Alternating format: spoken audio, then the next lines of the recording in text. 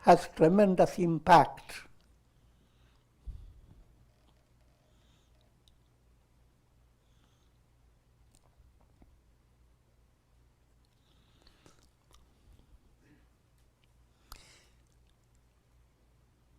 The world of diverse tastes has lost its enchantment over a sage.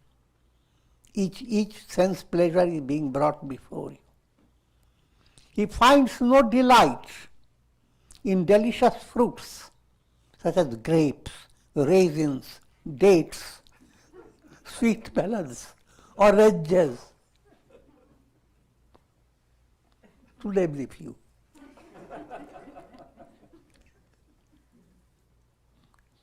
That doesn't mean he doesn't eat them.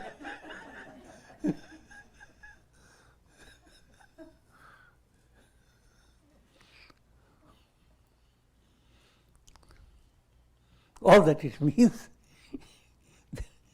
that pleasure that comes to the taste for which people want to live longer and longer so that can taste better and better from best of hotels. That is not his state of mind. All this doesn't mean much, mean at all, nothing.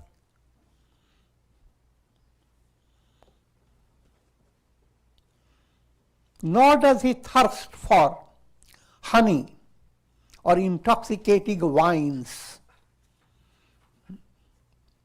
nor sweet beverages of various kinds. No more syrups.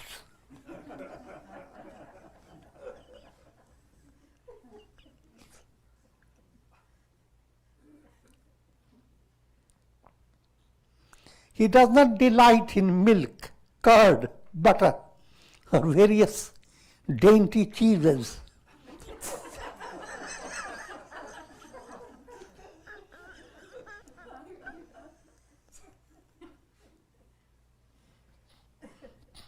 Nor does he hunger for food spiced and seasoned in various ways.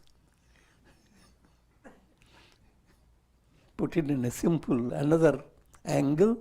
If you are keen on real spiritual progress, food is never viewed by you as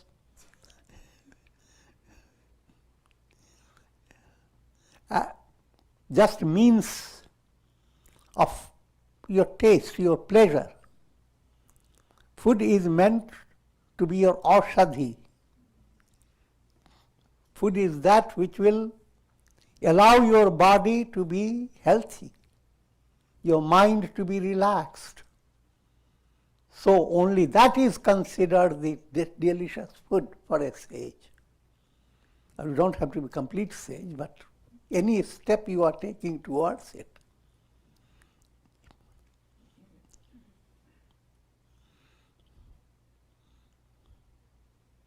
The very purpose of food is to strengthen you, and if it is not, no matter how tasty it is, that you shouldn't go after.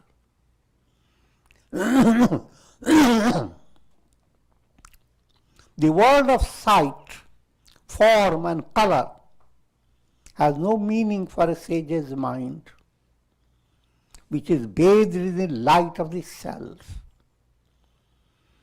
Whether he were to roam in the gardens of heavenly gods, such as Yama, Indra, moon, sun and others, or sport among the verdant forests of the Himalayas, his mind would not be captivated by any of these sights.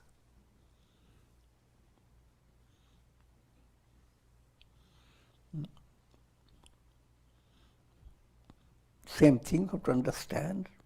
A sage also can take a trip along with his devotees, and he can show wonderful things, tell wonderful stories about them. But in spite of all that, internally he is untouched. Whether he is in the led by karma, if there is in the beautiful forest or in a desert area, or ups and downs, different situations the sage has to face. His eyes are always open to the reality, the truth. All is Brahman.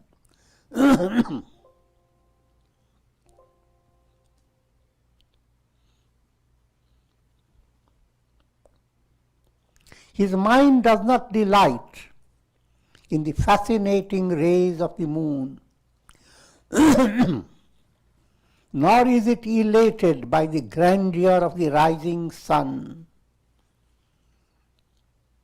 His eyes are not entranced by the beauteous limbs of heavenly apsaras, nor are they captivated by the forms and colors of the earth. Ever steady in intellect, here intellect refers to intuitional intellect. A wise sage is unaffected by the world of fragrance and smell, whether it be sweet or repugnant.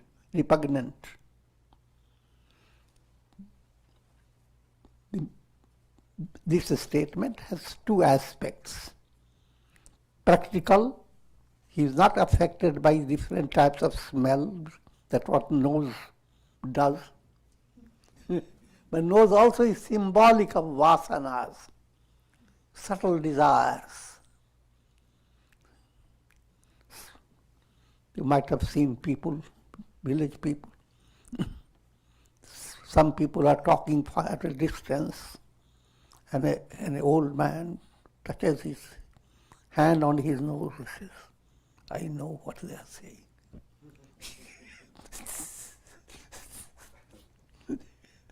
How do you know by the nose? As you have smelt their intentions. So intentions in your personality, in an allegorical way, relate to your mind, your nose. Smell. There are vasana itself called vas. Vas is a smell, that which causes smell. Durvas, suvas.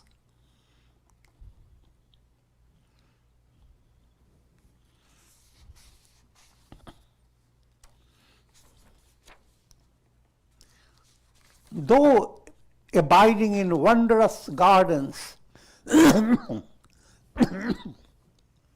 are redolent with fragrant flowers and aromatic herbs, and in places that abound with the stench of decaying objects, he is ever the same, unmoved and serene.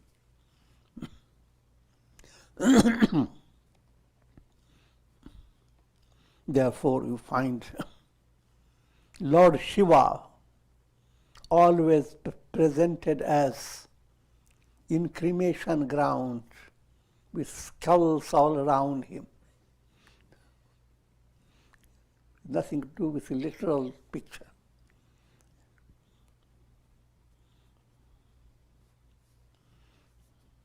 In other words, for enlightened mind, there is nothing.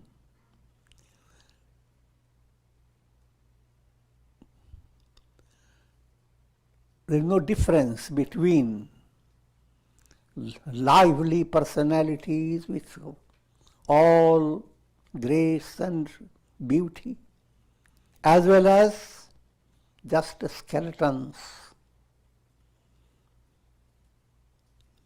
Because if you didn't have a skeleton, you will not have all the body either. But nature hides the skeleton until you go to the hospital with the X-ray.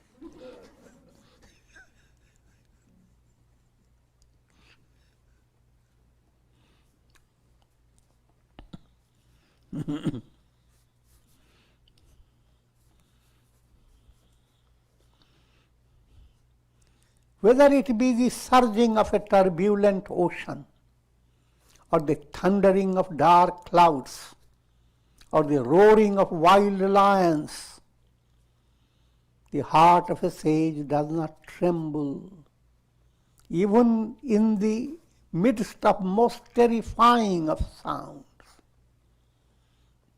This again is a deeper understanding. The world will always present various colors, various circumstances, good, bad, terrible, and so forth. But if you are advancing on the spiritual path, your mind does not go after finding anything contradictory in the world.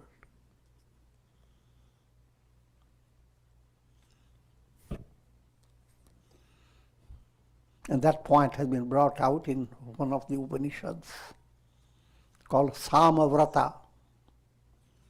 Tapantam na nindyat tadvratam. If it gets too hot, all the news media is frightened, breaking their record.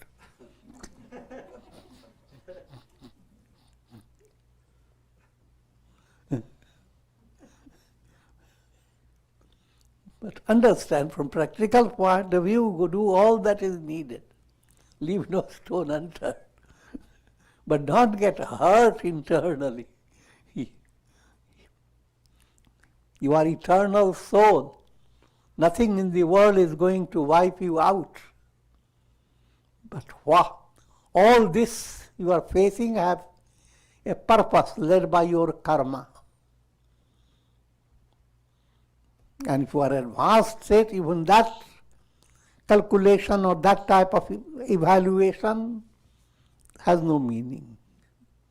You are so settled that it doesn't mean one way or the other. Think of the sky. It stays just the same, whether the clouds roar with all thunder, etc., or they shimmer and dance, whatever they do. The sky welcomes them, remains untouched. This also is allegorical description. That type of state of inner experience, inner awareness becomes permanent in a sage.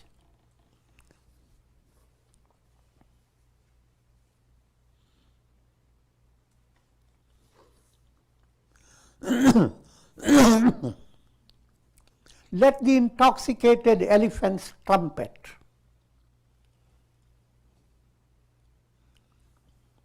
The pishachas,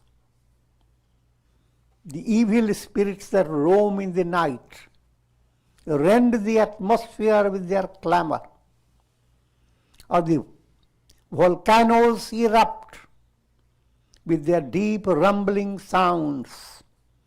Let them all happen. A sage is ever unaffected. Easily to understand with the sky symbolism.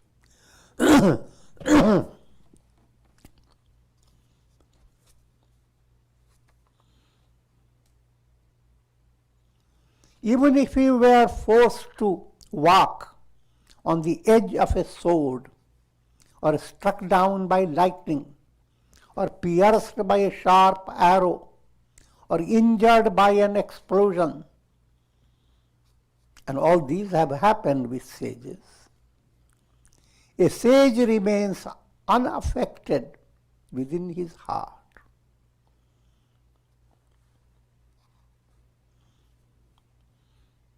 And if you want very easy understanding, think of your dream. In your dream, all these things can happen, but you wake up and nothing was real.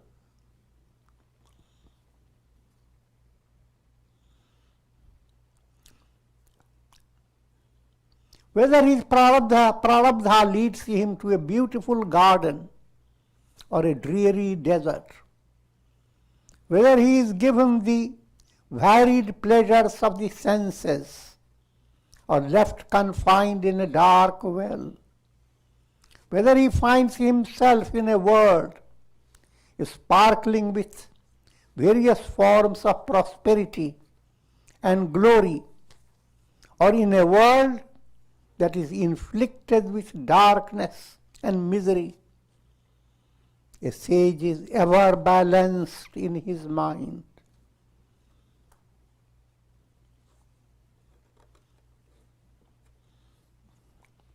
So as I was explaining that Samavrata, tapantam na nindet tadvratam, varshantam na nindet. It rains too much, don't go after contradicting it and go on listening to so many torture, etc. happening.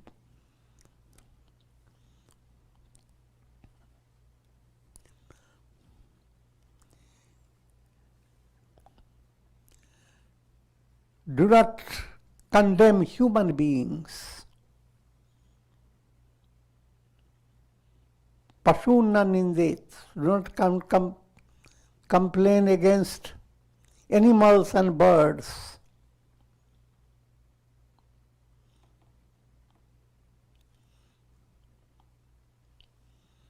Ahamasmiti upasitya.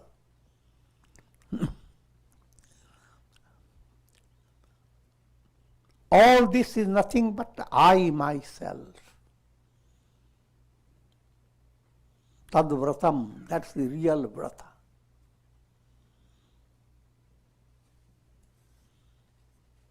I am all this. Ahamasmiti upasit.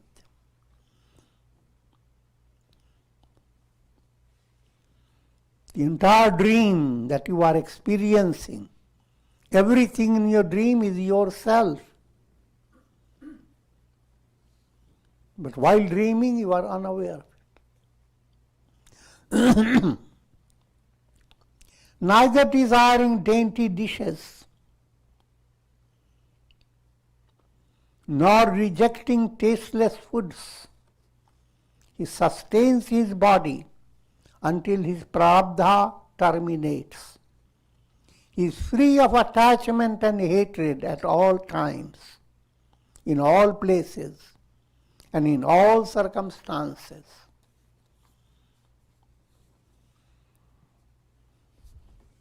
And this is brought out in the Ramayana by the example of Rama, prasannatam yanagata abhishekata. When he is given kingdom, his face didn't become over-elated.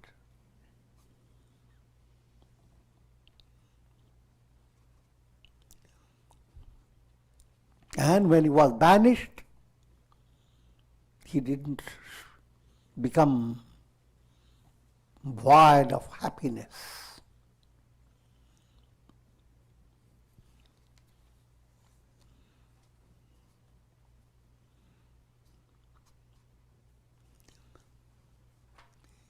But those who are restless and devoid of truth are incessantly affected by the objects of the senses.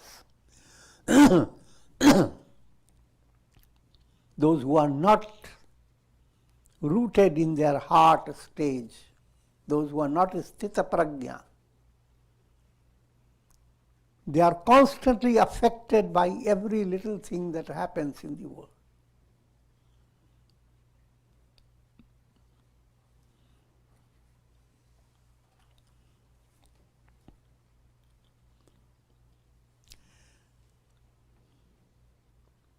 They are as easily devoured by the senses as tender grass is devoured by deer. Allegorical language, your sense perception becomes such a reality that devours all your potential personality, as if sense experience is all that you have, nothing else.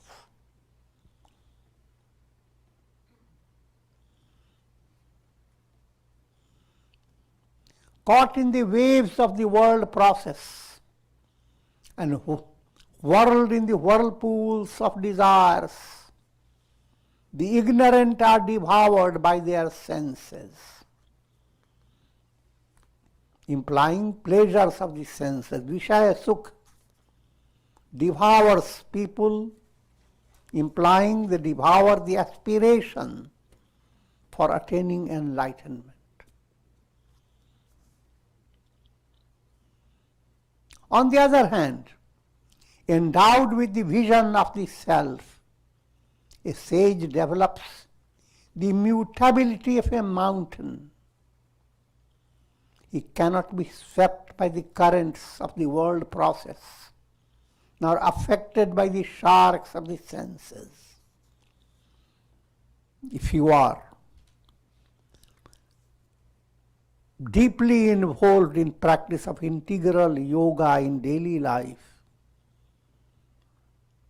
the type of life that you have adopted brings such internal delight. Put in musical terms, a musician listening to a beautiful melody becomes entranced. But the same chords of music being played in a discordant way, that doesn't give you any inspiration.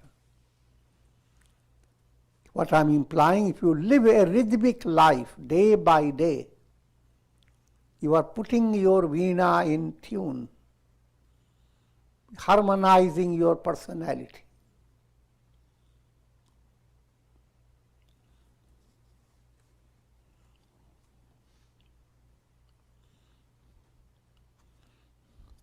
And that harmony, the sweet melody that you experience as you live by, is not in any way threatened by whatever may happen in the whole world.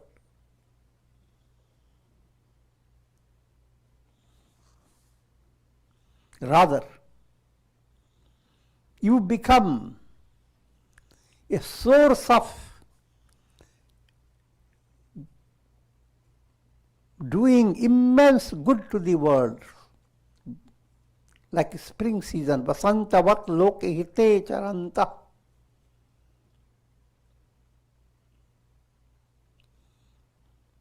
So instead of being affected by the world, you become a source of joy.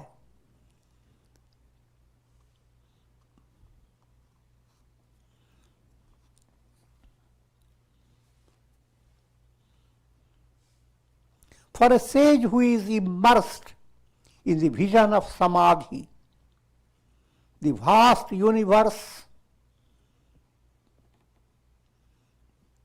as or an insignificant straw, poison or nectar, a moment or a duration of 1,000 kalpas, all appear to be the same. His mind sees no variations in them. Now it is the talk of enlightened mind. Enlightened mind refers to that vision which is intuitional vision. And in order to understand that, I have to bring you the old simile of cinema show. Vrittis of your mind are creating the illusion of stories after stories, pathetic or comedy type of story, of immense time and space.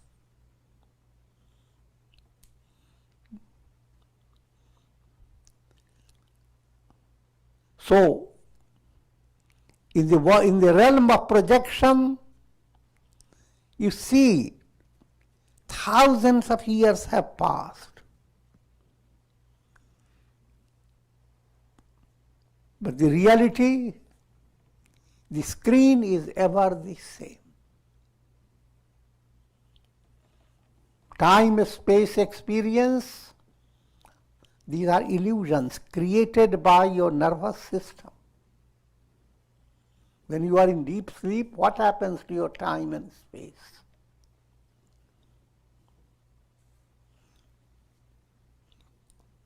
And sometimes, in samadhi experience, you get spaced out.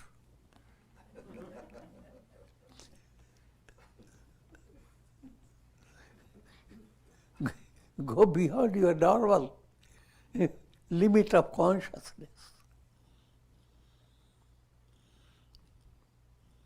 So, though to human mind, history is such a big reality. How things happen, thousands and thousands. From the point of view of consciousness, your deepest reality, the I am, which is like the sun. From history point of view, even one day of description, how many illuminations ensued out of the sun.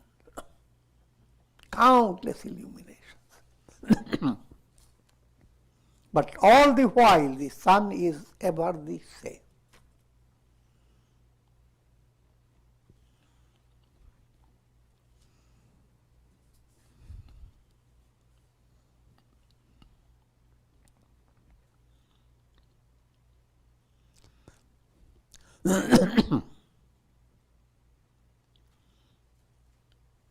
In simple terms, time, space, causation are based upon conditioned mind.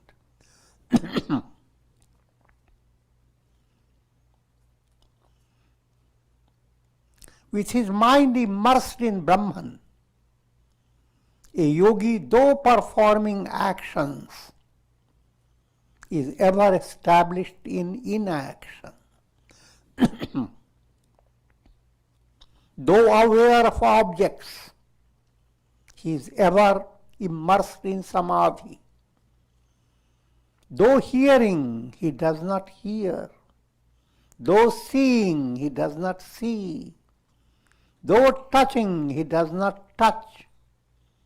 Though smelling, he does not smell. O Rama, attachment is the cause of bondage. Freedom from attachment gives rise to liberation. Attachment being tainted.